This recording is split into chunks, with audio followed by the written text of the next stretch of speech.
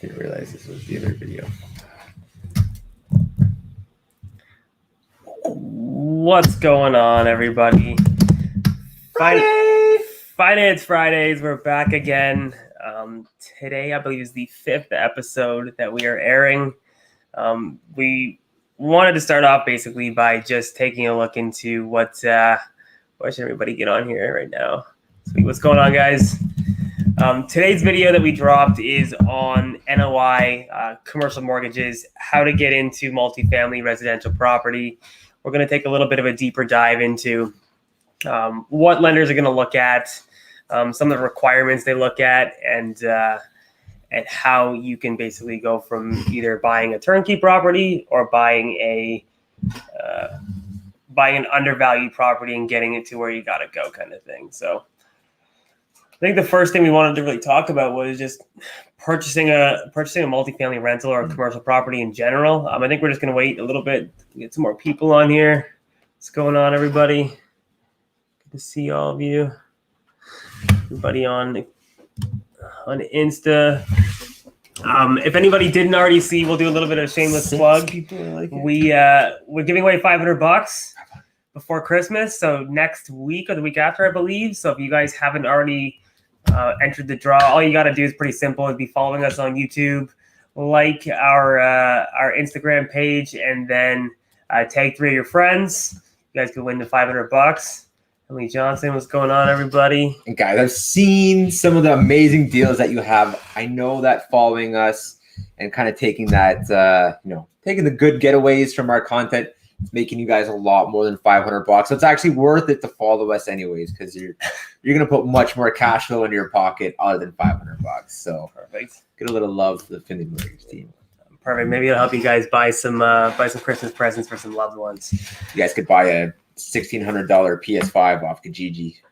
Well, you buy a third of it. All right, let's get into it really quick. We're going to start with turnkey property. I think we want to touch on a little bit on different types of lenders and what it's going to take to actually purchase those commercial properties. You have to look at 3 different tiers, basically. You have to look at your type A bank, CMHC commercial tier, and toss them a sub, guys. Come on, appreciate it. You have to look at your A banks, first of all. Institutional lenders, I like taking a look at a few things. We've been through it before, but basically it's going to take a look at the income that is derived from the property. They're going to have minimum requirements depending on the lender. Most are 1 to 1.2 DSCR, meaning for every dollar it's cost, you're making 20 cents on that dollar. Really important to be able to crunch those numbers before you get into a property. It's going to dictate what type of lender you're going to be using. To be able to get your DSCR, we look at your total income. So we're going to analyze how much income is being derived from the property, meaning are there any leases in place? Do we need to use fair market rent on those leases to be able to hypothecate income? Once we have the income, I'll get a phone call. I'm going to have to call him back. Once we have that income, we're able to take a look at all the expenses that you have, minus your total expenses from your total income gives your NOI, which is your net operating income. And from there, we can figure out how much debt can that specific property support.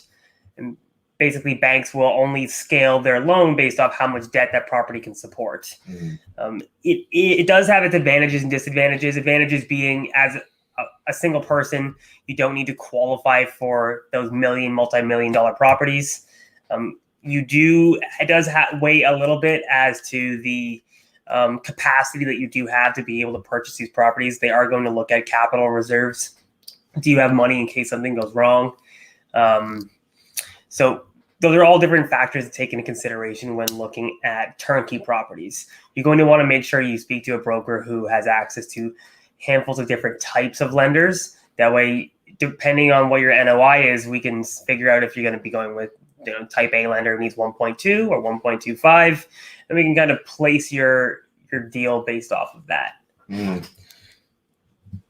got a question right here. It says, are there many lenders that don't require environmentals on commercial properties outside of A lenders, of course? No. That's a great question. So you want to explain why? Yeah, guys. So the important thing to remember on commercial properties is that the lender has just as much responsibility to make sure that environmental is clean as the borrower does. So if something were to happen and a lender were to lend on a property and either no environmentals were done, or say a phase one came back with possible contaminations and it had requested a phase two, if the lender ignored that and lent on the property and the borrower obviously went in on the property and something were to happen down the road, so there was some contamination, both the lender and the borrower are equally as responsible for anything that were to happen to the tenants long term and with their health. So that's why there might be a private guy out there who lends money on his own, but I highly recommend that you just,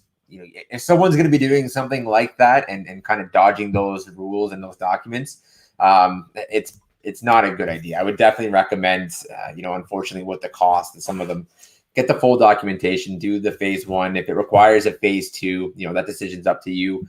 Hopefully you're within your financing period or your condition period and you have the ability to either walk away from that deal. But, get the phase twos done. They are going to be required, whether it's private credit union or a AAA bank.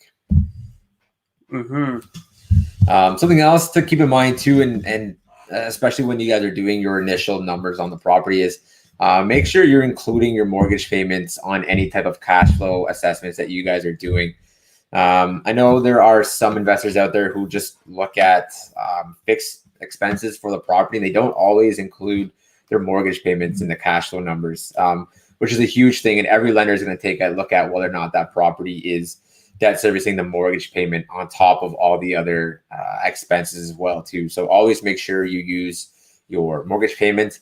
And then on properties that are not fully tenanted out, make sure when you're running your numbers, you're using the most current rent roll. Don't base your numbers off of what a fully tenanted building is going to be, because that's not what your numbers are representing at the time of purchase. The lender is going to want to see that building currently as it sits. So if there's 10 vacancies, you got to make sure that you're not using any rental incomes for those vacant units on your debt servicing sheets, because when we send that in, the lender looks at that and assumes that all those buildings or all those units are rented out. And then when it comes down to putting out the commitment's going to have some sort of condition in it where the building needs to meet that minimum NOI that was stated on the financial analysis or the DSCR. So if when it comes time to do the appraisal and the walkthrough and the lender realizes that, hey, there's actually some vacancies here, this NOI isn't what we thought it was when you guys sent your numbers in, that could change things down the road. And depending on how far down the road is, there may not be enough time to be able to kind of switch gears and find a solution. So a couple takeaways from the initial calculations: make sure you're including your mortgage numbers. If you need us to run numbers at different interest rates, we can put together some amortizations for you guys. And then making sure that you guys are using the most up-to-date rent roll and including vacancies in those analysis when you're running it. If you guys want to do a separate section that has a comparable, so full vacancy versus currently as is, that's fine. But just make sure it's noted when you guys are submitting those into us, that you guys are using the vacant units. And just touching on that too, someone asked, when calculating the DSCR, do lenders use the current rent roll, or is it possible to use the hypothecated rent roll? Really depends on the situation. If you have a vacancy, you can use CMHC issues certain rent levels per geographical area that they use as a baseline. If you have a vacancy, one or two, in a decently large building and it doesn't take up a large portion of your cash flow, most will allow you to use that specific rent to qualify. Even with an appraiser, when they're crunching numbers, if it does have a vacancy, obviously they factor in a specific percentage, usually between 3 and 5% for vacancy in general, but it won't affect your actual valuation of the property because they'll use the fair market rent to be able to come up with the NOI, which multiplied by the cap rate will create your value. Now, if, for example, you have a tenant who is in the building but not paying rent, like there's a dispute or something's going on, the lender will not use fair market rent because it's tenanted, but there's no actual revenue coming in. I'm dealing with that situation right now, and unfortunately, you're not able to use fair market rent in that situation because the lender can't guarantee that they're going to be getting the rent that's either currently there or fair market rent on the property. So, solid question. There are a handful of different situations in which you use fair market rent or hypothecate it. It's just not when the person's just not paying rent. Mm-hmm. And something similar, kind of keeping on that track of fair market rent values or potential tenants. If you were to find an interested tenant that would be able to, possibly move in by the purchase date, or I think it's within 30 days after the purchase date. If you get an LOI signed by that tenant issuing their interest in moving in,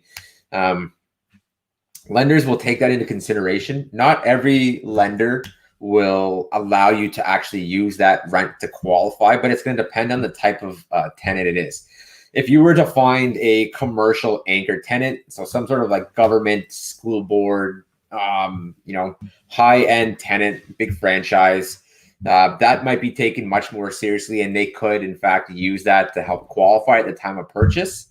From some of the discussions that we've had with banks and credit unions, and even some of the private lenders out there as well, too. Like I said, they'll take that into consideration and use that as part of your strategy moving forward. But in terms of actually helping to qualify with the numbers, they most likely aren't going to use that rent at the time of purchase unless it is a AAA anchored tenant. So it's always good to have clients who are interested to move in, or tenants, who are interested to move in, and that will help with strategy and strength of profile, but it won't actually change your initial numbers unless it's a grade A tenant.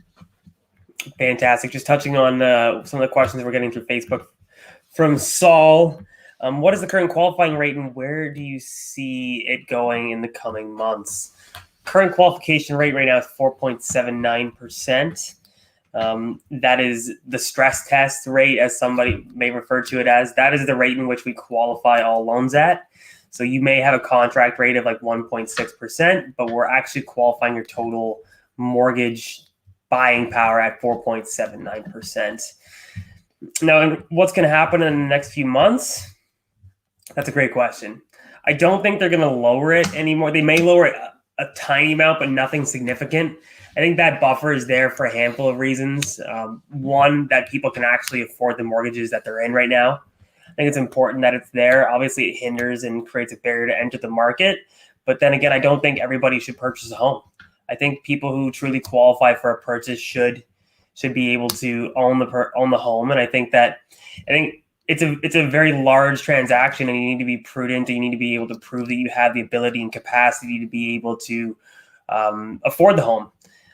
As we've seen in 2008, and as we've seen throughout many different times in history repeats itself, and economic issues happen, and there are situations where people get extended. So it's almost like a safeguard to make sure that what happened in the United States doesn't happen here. They may lower it a little bit just because they might want to stimulate the economy and have more people buying houses and moving money around. The velocity of money right now is very low. There isn't a whole lot of money moving around just because we are in a lockdown situation. But I could see them maybe lowering it just a tad to stimulate more purchasing in the market and moving money around over the long term. Mm-hmm. I mean, the stress test was put into place specifically for a situation kind of like what we're going through. Some sort of economic downturn. Maybe in a few years, we see an increase of rates, especially on the variable side. Right now, rates are obviously super attractive on the variable side. And I think there was even talks where Bank of Canada said they could lower their overnight rates a little bit lower, not going down to zero, but there's still that possibility. You guys got to remember too, like the whole reason why the Bank of Canada has been lowering their rates is just to make sure the credit lines flowing in through the banks and to the borrowers maintains smooth, free transactions. They want to enable borrowers to be able to continue to live their daily lives without any hiccups. So if those rates drop low enough and they're getting pretty close to it, those rates are technically going to be underwater somewhere down the line, whether it's from the Bank of Canada to the bank or from the bank to the borrower. At some point, those variable rates are going to have to go back up, and the Bank of Canada rate is going to have to go back up. So keep that in mind when you're looking at, getting into a purchase and whether you're considering fixed versus variable. Obviously, the variable rates, like I said, are attractive, but where's the economy going to be in the next 5 years? What's going to be happening with your rates? Knowing the rates are going to have that potential and the need to go back up at some point. Just keeping that in mind. But again, just in terms of the stress test, like Josh said, they have lowered it. Could they lower it again? Possibly, but it is in place and it is kind of technically doing its job, even though it is frustrating to have to qualify above your contract rate. This is potentially one of the exact situations that it's in place for to protect you against down the road in say the next 3 to 5 years if rates were to go back up. Agreed. Just answering another question really quick before we get back into NOI and qualifying for commercial multifamily properties. Josh Norris, do you have access to any transactional funding for doing a double closing on a deal? Now, not too sure if I understand the question specifically, but we do have access to lenders who can close a double deal at the same time, meaning a purchase and a refinance. Usually what we like to do is if you're pulling equity out of a property to purchase another property, we like to stagger them, at least have your refinance close about a week before your purchase, specifically because there's a handful of things that we need to see and the lender needs to see to be able to show that you have the funds to be able to close the transaction. Hey, Jesse. What's going to have to happen is you need to prove that you have the down payment requirement to be able to closing your purchase.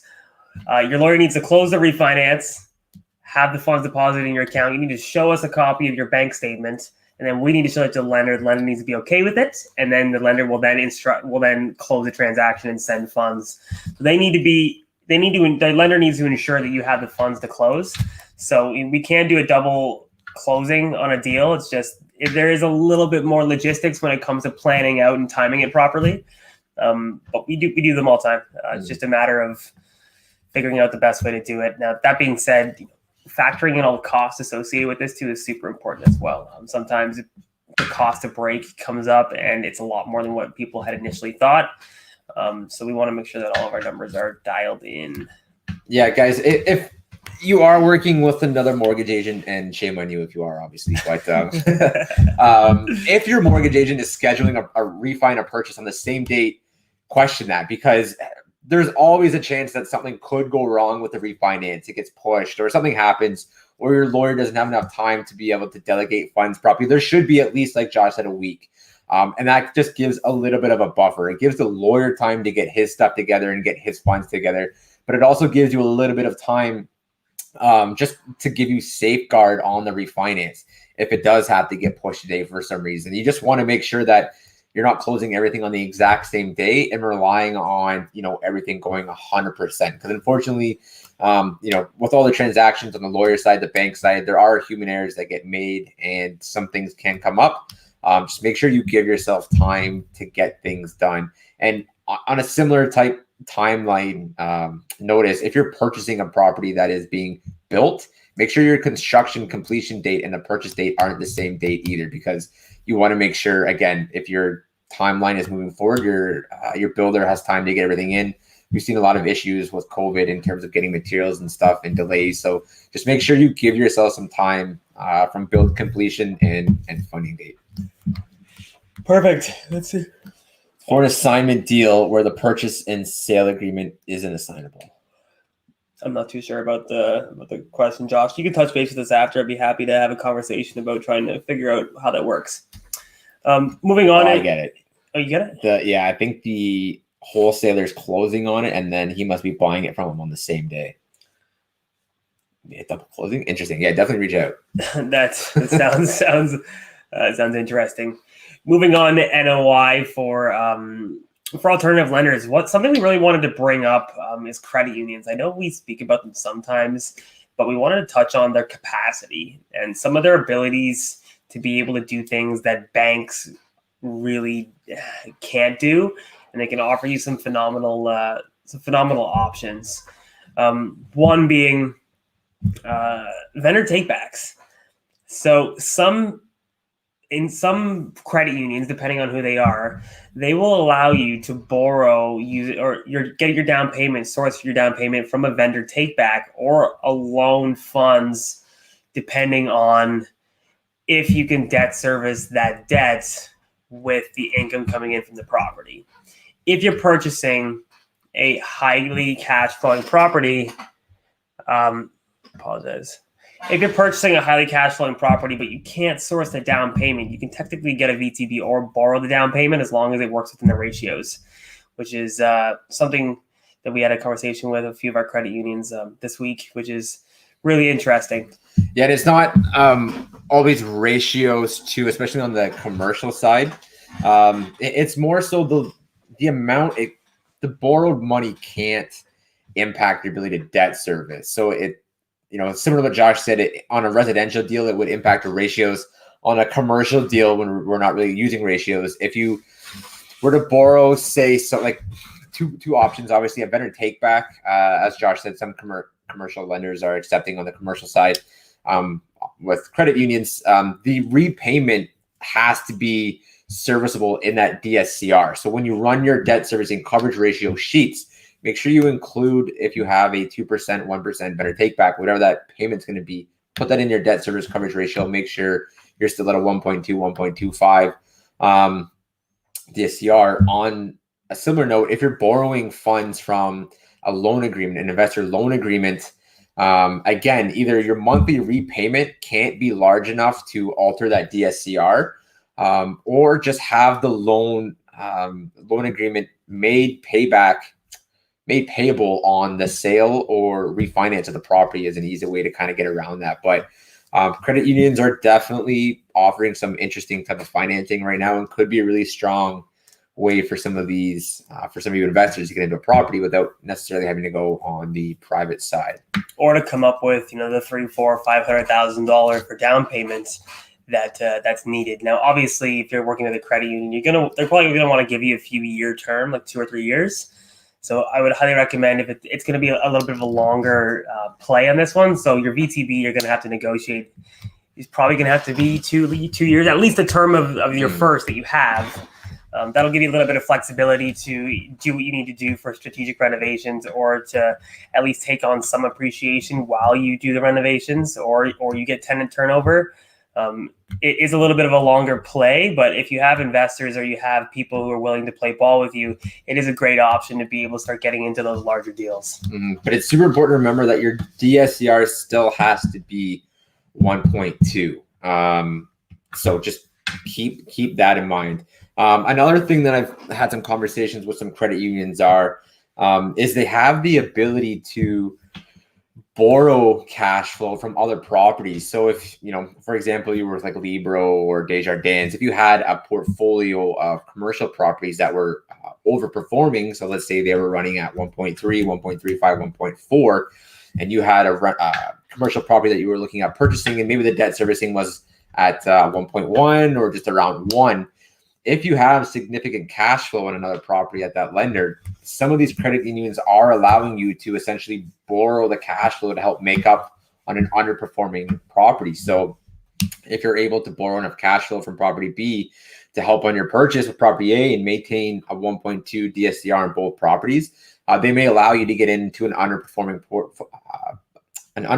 project or purchase based on borrowing that debt servicing. So that's another useful tool that we're starting to see and have come across. So again, credit unions are kind of interesting where they're in that A range with their rates and the fees, but are able to offer some creative financing solutions. It's like that quasi in between A and private financing, where the debt servicing is there. It's just the down payment might not be there. So we can figure out solutions like that to help you guys get in. Now, if the NOI isn't there, obviously we're going to have to look at a certain, a different type of product, such as like a short-term private product to get you in there and then boost the NOI till we can get to you where you got to go.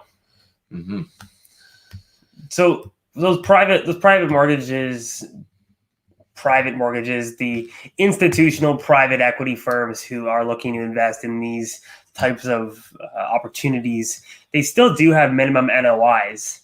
They still do require you show some sort of rent, some sort of income on the property. They want to see, depending on what the property is, like if it's vacant, if it's part of it's vacant, they will have a minimum that they need, just for their sake, to ensure that you have the ability to be able to make those payments. Yeah, and that NOI will be outlined in either like the letter of interest or the commitment, whatever you receive from that lender. And as Josh said, there will be a minimum NOI that they're comfortable with and will want you to maintain. So again, that's going back to that initial conversation we had when you're doing your financial analysis. Excuse me, making sure the numbers you use are currently reflective of what is what's actually being rented on the property. Because if you use numbers from a fully tenanted property, it's not going to be the actual NOI when you're purchasing it. So that might run into some issues. I want to get into maybe the income method. Yeah. Yep. Income method really applies to the commercial properties. There's two methods that the appraisers are going to take a look at when they're determining property value. The first one is the direct comparison, where they're essentially just using comparable sales in the area to derive value. The next is the income method, which, as it kind of states, applies more so for the income producing properties. Essentially, what they're going to take a look at is the net operating income on that property and what it's able to produce. The appraiser is going to use hopefully an appropriate cap rate for that specific market area. And then based off of the general expenses, they're going to be able to figure out what value that property is going to be in at approximately. Now, again, it's important to remember too that even on some of these appraisers, some of these appraisals, it is opinion of value from that appraiser. There are appraisers out there who could potentially use quote unquote the wrong cap rate for an area, or maybe not the most accurate or applicable cap rate for that area. So if you believe the property is worth something and it comes in, much lower than what you believe it is, and we take a look at it, definitely, express your concern to the appraisal or to the mortgage agent you're working with, because back to the appraiser and ask them to readjust or maybe take a secondary look at it and point out that, hey, maybe this cap rate was either too aggressive or too soft, and it does have the ability to impact the value. And so just to kind of reiterate the importance of it, we've had a client who was building a commercial plaza, and they had a appraiser go out there and they gave the wrong cap rate. He would argue with them why he gave them certain cap rate and why he thought it was a cap rate that he should have chose. And that was a difference between about $500,000 in value. And that $500,000 value was a difference between getting an anchor tenant like a CIBC or a Scotia, or somebody who wanted to be part of their plaza. So, that cap rate adds value. That value brings on big players. Those big players bring extra value. It's a snowball effect. So being able to have your valuation accurate is extremely important, and it has rippling effects through the type of tenants that you're going to have as well. So having those dialed in and having a commercial appraiser who knows what they're doing is extremely important when you're trying to value your either new project or the project you're purchasing. Mm-hmm. I want to talk about maybe why is NOI important, effects on vacancy. Yeah, guys. So why is your net operating income important, and why is it important to make sure you're capitalizing rents? And it's essentially that, when you look at if you're looking to do a BRRRR method on a commercial property, your ability to be able to refinance and your ARV value is going to be directly impacted by your net operating income. If you maintain under rented rates in a commercial property, you are much less likely to be able to have, to refinance in the timeline that you're looking for. So if you're getting into a private solution, most private terms, if you're getting with a mortgage with a mortgage investment company, they're looking at an 18-month term, and it's usually open after the first 6 months. So if your goal is to refinance after the 6 months to the 12-month area, and you're not going in and maximizing those rents to the full potential, or maybe you're in an area where you aren't able to maximize, there's a rent freeze, that is going to directly impact your ability to refinance out within that expected timeline. And maybe you're going to end up relying more on just actual appreciation over time versus your forced appreciation. So that net operating income is going to directly impact your income producing approach when determining your evaluation and value of the property for the appraisal. Because as we know, we need to have that built-in equity on the refinance. If we can't get that through the forced appreciation, through increasing your NOI, like I said, you're going to be relying on just appreciation over time, which can definitely shift your schedule for the refinance moving forward. Agreed. So the effects of vacancy just in general is most lenders use like a standard vacancy. Now, when you're calculating your vacancy by yourself, or if you're having a conversation with your appraiser while you're, before you have your appraisal done, each company, financial institution is going to have their own percentage of vacancy. Now we use between 5 and 3%. Obviously, if you have a tenanted property and that tenanted property is being consistently tenanted for years over years, yes, we do still need to use it. It's not something we can omit. Even if you have the best tenant profile that's renting your property, we still need to use some sort of standard vacancy rate. It's more or less for risk on the bank's end, just to ensure that if you did have a vacancy, that you'd be able to afford the loan. Mm-hmm. And then continue with vacancies and taking a look at like fair market values as well too.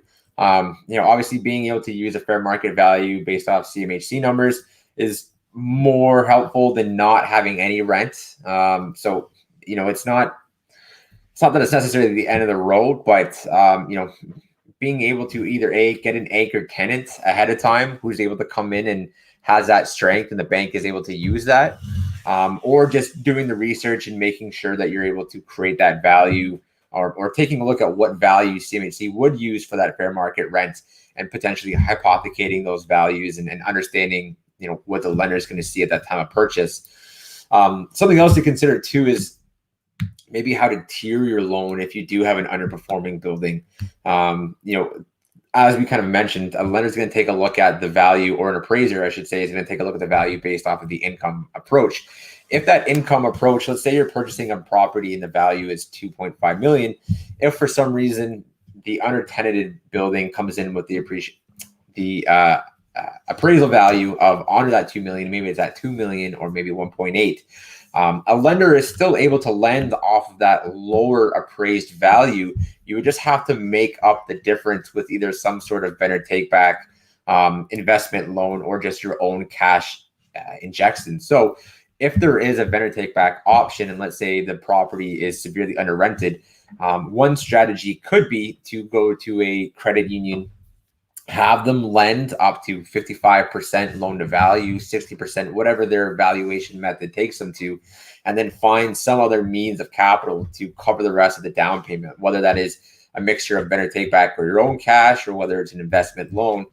That is still an option as well too, where you're able to maintain AAA rates on the mortgage and then find a great competitive rate on the better take back as well too. So just because a property is underperforming doesn't mean you're necessarily stuck in private financing. Like I said, if you can come up with some sort of cash injection to get the remainder 30%, 35% covered, you still can get into a AAA rate with a credit union. It may just take a little bit more creativity.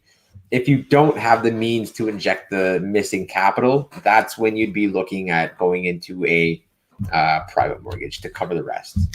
That segues perfectly into how do I raise my NOI? There's a handful of ways to raise your NOI if you are looking to purchase a underperforming asset. One, the most obvious one, is raise the rent on the property. Not the easier said than done. It's not the easiest thing in the world to do, but if you can get into a property that is going to have some sort of vacancy right after you close, that would be ideal.